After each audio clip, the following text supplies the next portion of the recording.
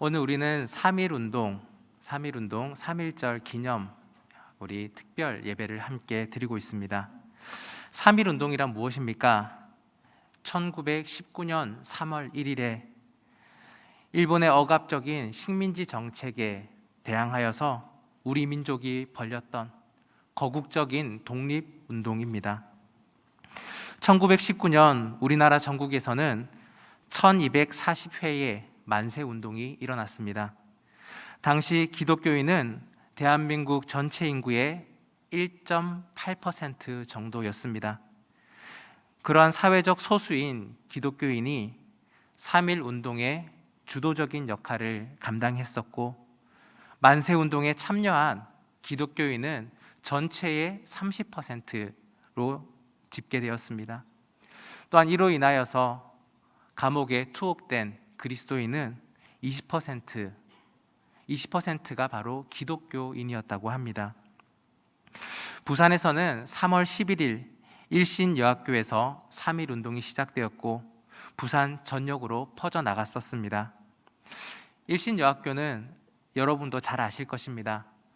우리 교회 본당 문을 나서면 바로 앞에 보이는 오래된 서양식 벽돌 건물입니다. 일신여학교는 호주 선교사님들이 세운 근대 여성 교육기관입니다. 미우라 고아원과 부산진교회 교인의 자녀들을 대상으로 설립했었고, 또한 우리 교회에 초석을 세운 맨지스 선교사님이 초대 교장이셨습니다. 일신여학교의 3.1 운동을 주도하였던 교사 2명과 그리고 11명의 학생 중에서 우리 교인이 교사 1명, 그리고 학생 8명이었습니다. 박시연 선생님, 김응수, 송명진, 김순희, 김란출, 김봉혜, 김복선, 김신복, 이명시 학생, 이상 9명은 바로 우리 부산진교회 교인이었습니다. 3월 10일 밤 50여 개의 태극기를 숨어서 만들었고 3월 11일 저녁 좌천동 거리로 나와서 독립만세를 함께 불렀습니다. 이 작은 시작이 수백 명이 참가하는 큰 운동으로 번지게 되었습니다. 이 일로 인하여서 교사 2명과 일신여학교의 학생 11명은 감옥에 투옥되는 일이 생겼습니다. 당시 3.1 운동, 그 당시에 일신여학교의 교장은 마가렛 데이비스 선교사님이었습니다. 그리고 그 중에 교사 호킹 선생님은 만세운동에 함께 참여했었습니다. 또한 맨지스 선교사님은 학생들의 사기를 북돋아 주었습니다. 특히 호킹 선교사님은 일본의 식민지 그 지배가 성경적이지 않다라고 학생들을 가르쳤고, 또 우리 교회의 청년 찬양대를 지도하면서 민족 정신을 함께 교육시켰습니다. 이러한 일신여학교의 3.1 운동은 바로 우리 교회의 3.1 운동이기도 합니다. 일신여학교의 교사는 바로 우리 교회의 호주 선교사님들이었고, 일신여학교의 학생은 바로 우리 교회의 교회학교 학생들이었기 때문입니다. 또한 우리 교회는 독립운동에 참여했던 성도들이 많이 있었습니다. 우리 교회 교인이었던 신필수는 상해 임시정부의 후원금을 모집하는 일에 참여했었고, 우리 교회의 청년 찬양대를 조직하고 또 호킹 선교사님의 지도를 받아서 함께 민족 교육을 지도했습니다. 또한 신필수는 부산 청년회를 조직하였는데 이것이 이후에 발전하여서 부산 YMCA가 되기도 하였습니다. 또한 호주 선교사님의 어학 선생님이었던 심산현은 부산 최초의 세례를 받은 인물이었고, 그의 아들 심두섭은 독립선언서를 낭독하였고 만세운동을 장려하였다가 일본 경찰에 체포되기도 하였습니다. 또한 심상현의 동생 심치명은 우리 교회의 첫 번째 장로님이셨고 또 제2대 담임 목사님이 되시기도 하였습니다. 한강 이남의 최초의 한국인 장로교회 목사님이기도 했습니다. 모두가 우리 교회 교인입니다. 또한 제11대 담임 목사님인 최재화 목사님은 젊은 시절 1919년에 대구와 선산에서 사람들을 규합하여서 만세운동을 주도하셨고, 또 이후에 중국으로 건너가서 의열단과 상해 임시정부에서 활동하셨습니다. 이후에 목사님은 무력보다는 사람의 마음을 변화시키는 것이 중요하다라고 생각하셔서 신학 공부를 하셨고, 목회자가 되어서 부산진 교회에서 제11대 담임 목사님으로 섬기셨습니다. 이때 일본이 성결교단을 폐쇄시켰었는데, 최재하 목사님과 우리 교회 성도님들은 수정동 성결교회 성도들을 함께 수용하여서 예배드리기도 하였습니다. 이후로 부산진 교회와 수정동 성결교회는 3.1절마다 함께 모여서 예배드리는 좋은 전통도 이어졌습니다. 지금 우리 교회가 수정동 성결교회와 예배당을 함께 공유하는 것, 이것은 바로 이러한 역사적 배경 가운데 있는 것입니다. 또한 순국당의 정오연과 차병고는 우리 교회 학생이었습니다. 이들은 1944년에 항일 학생 비밀 결사단인 순국당을 결성하였고, 독립운동을 이어나가다가 일본 경찰에 체포되었습니다. 정오연은 옥중에서 순국하였고, 차병고는 해방 이후에 고문의 후유증으로 순국하기에 이르렀습니다. 여기서 말한 정오연 열사는 바로 우리 지금 자리에 앉아 계신 이영자 권사님의 시아버님 되십니다.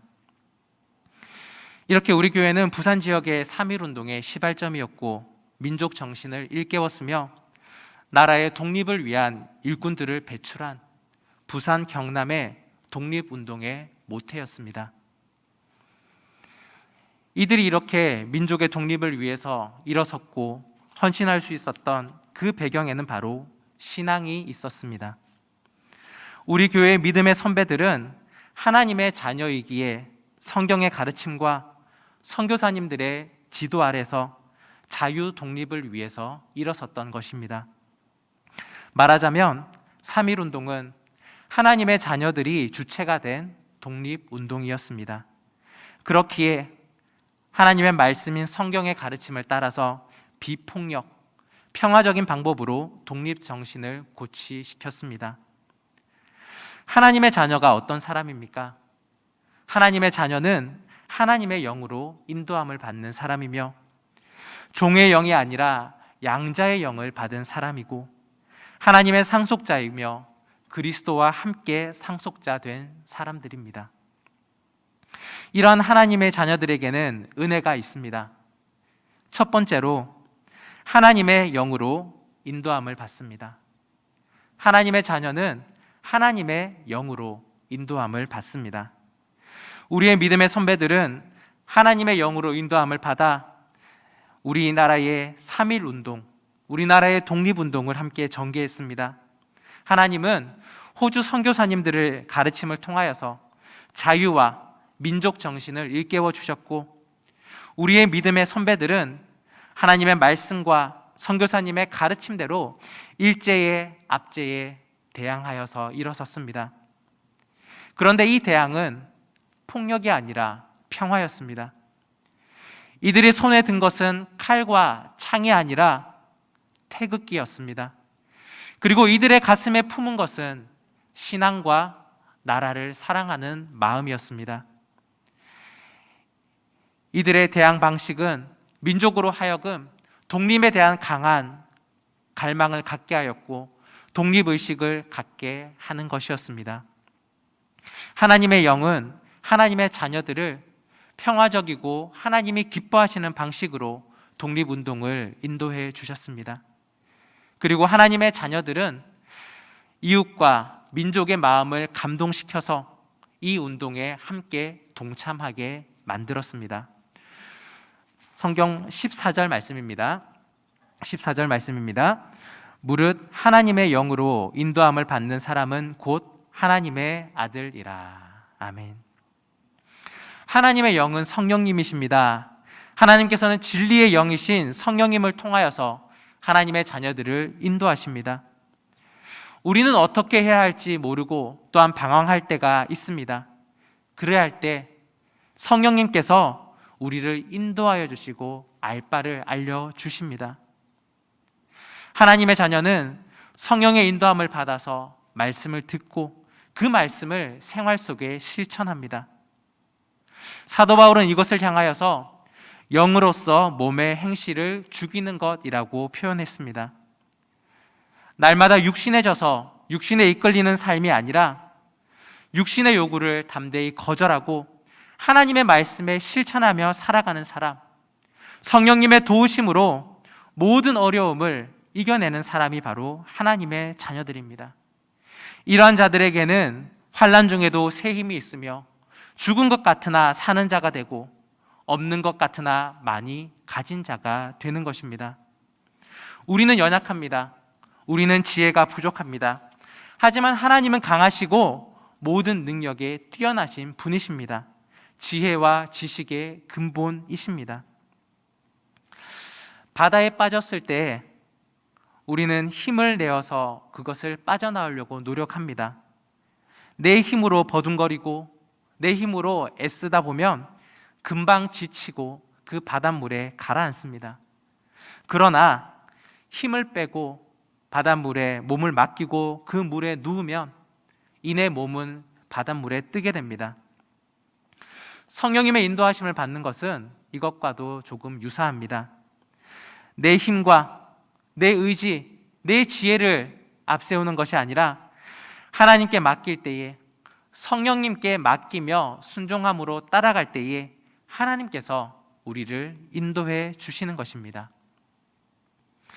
두 번째로 그리스도와 함께 고난을 받습니다. 하나님의 자녀들은 그리스도와 함께 고난을 받는 사람들입니다.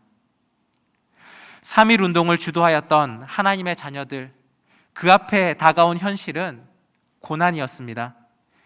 평화적인 방법으로 무기가 아니라 나라의 국기를 들고 대한독립 만세를 외쳤을 때 일본은 총과 칼로 압제하며 경찰들이 체포하여서 옥고를 치르는 일들을 겪게 되었습니다. 감옥에서 짧게는 몇 개월, 또 길게는 몇 년씩을 보내는 이들이 있었고, 또 모진 고문 가운데 목숨을 잃는 이들도 있었습니다. 그런데 고난은 어쩌면 하나님의 자녀들에게 다가오는 당연한 수순인지도 모릅니다.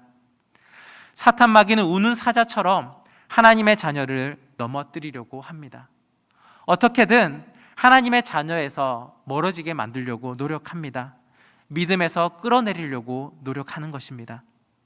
그러나 이러한 고난을 당당하게 받아들이고 믿음으로 이겨낸다면 하나님께서는 그 고난 이후에 좋은 소망을 이루어 주십니다. 17절 말씀입니다. 17절입니다. 자녀이면 또한 상속자 곧 하나님의 상속자요 그리스도와 함께 한 상속자이니 우리가 그와 함께 영광을 받기 위하여 고난도 함께 받아야 할 것이니라. 아멘. 하나님의 맏아들이신 예수님께서도 사단의 압제 아래에 있던 우리를 구원하시기 위해 십자가의 고난을 받으셨습니다. 하나님의 양자인 우리 앞에도 그 구원의 길 앞에 고난이 놓여 있는 것은 어찌 보면 당연합니다. 봄에 바람이 강하게 부는 것, 그것은 겨울에 잠자던 나무를 흔들어 깨우는 것입니다. 이 바람이 나무를 흔들어서 물과 양분을 가지의 끝으로 공급시킵니다. 그리하여서 봄에 잎이 나고 꽃이 피게 되는 것입니다. 차고 강한 바람은 그 당시에는 고난이 되겠지만 이 고난은 새로운 계절을 맞이하기 위한 준비의 시간인 것입니다. 고난이 은혜입니다. 고난 뒤에는 고난과 비교할 수 없는 커다란 영광이 기다리고 있기 때문입니다. 성도의 고난은 장차 받게 될 하나님께서 베풀어 주실 영광을 위한 한 단계인 것입니다. 우리의 믿음의 선배들은 3.1 운동으로 인한 고난을 겸허하게 받아들였습니다. 그리고 이 고난의 과정은 의미 없는 희생이 아니었습니다.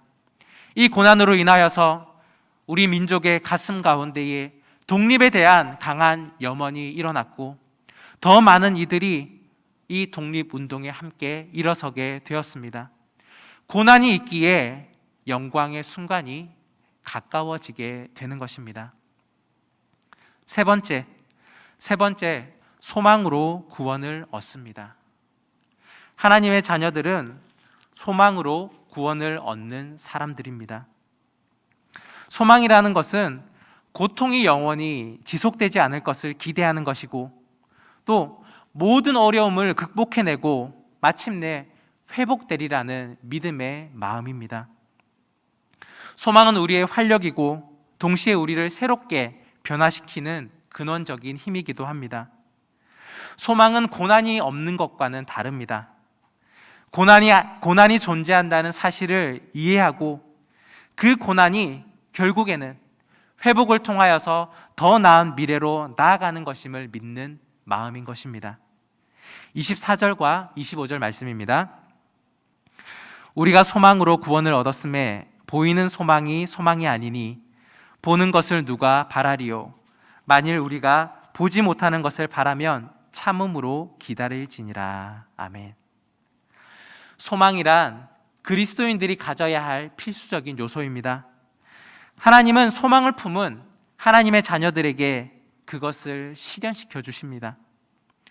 우리가 감당하지 못할 큰 어려움, 뒤엉켜 있는 삶의 실타래를 우리 하나님께서 풀어주시는 것입니다. 단지 하나님의 자녀는 하나님을 믿고 맡기기만 하면 됩니다.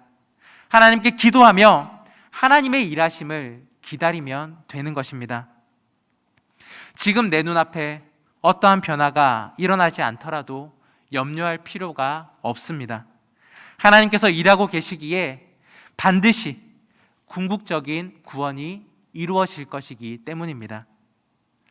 3.1 운동의 우리의 믿음의 선배들은 눈에 보이지 않는 것들을 믿었고 보지 못하는 것을 참음으로 인내하며 기다렸습니다.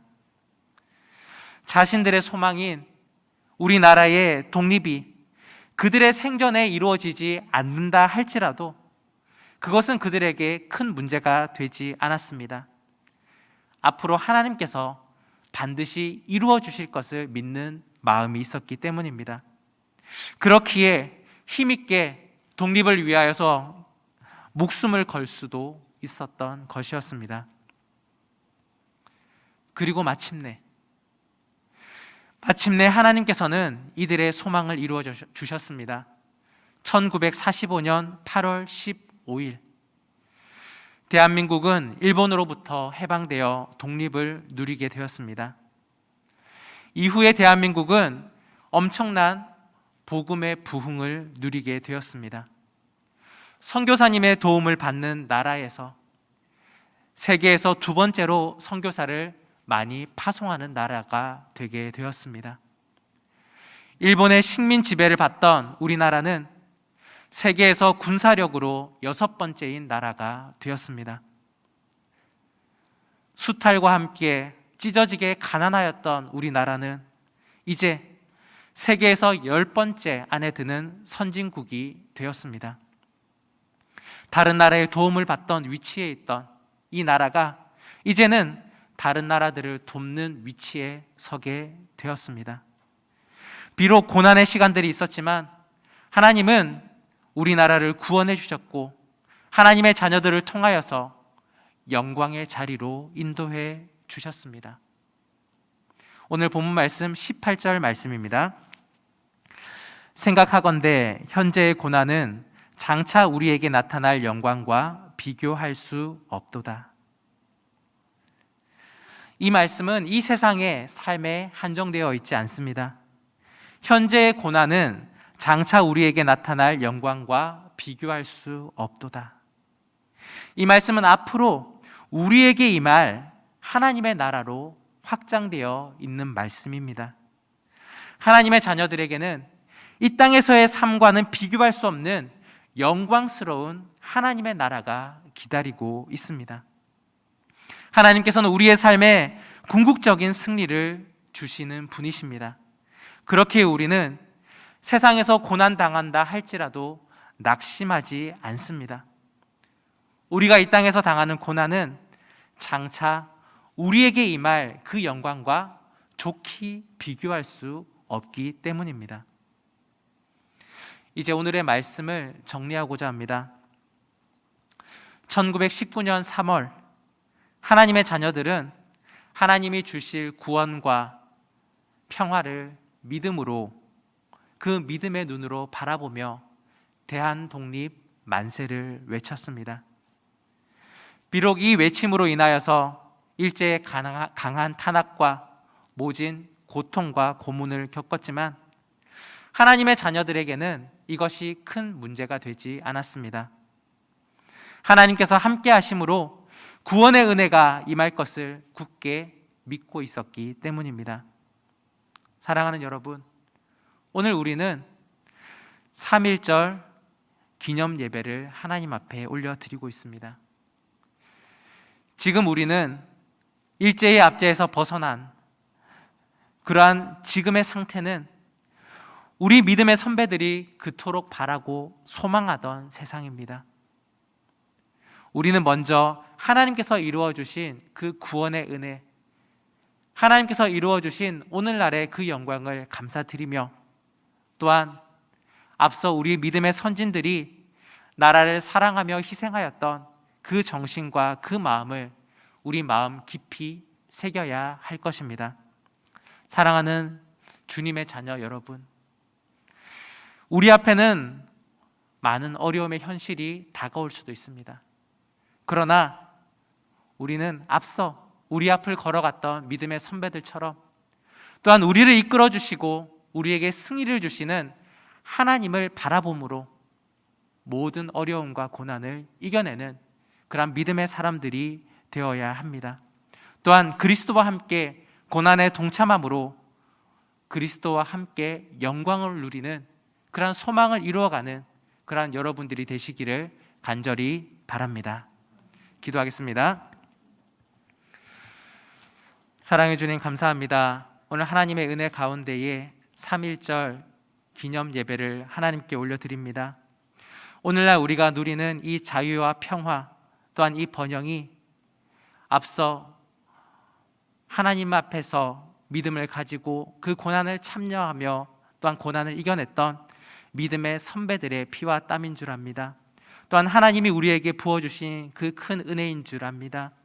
늘 감사하는 마음으로 살아가게 하여 주시며, 또한 우리 민족을 사랑하는 마음, 나라를 사랑하는 마음, 무엇보다도 하나님의 자녀임을 우리가 깊이 알고 그 가운데로 살아갈 수 있는 주님의 자녀들 되게 하여 주옵소서. 오늘 예배와 또한 모든 순서를 통하여서 하나님의 자녀로서 더욱더 나라를 사랑하며 하나님의 뜻을 이루어 나갈 수 있는 주님의 자녀들 되게 하여 주옵소서. 감사드리며 예수 그리스도의 이름으로 기도드립니다. 아멘.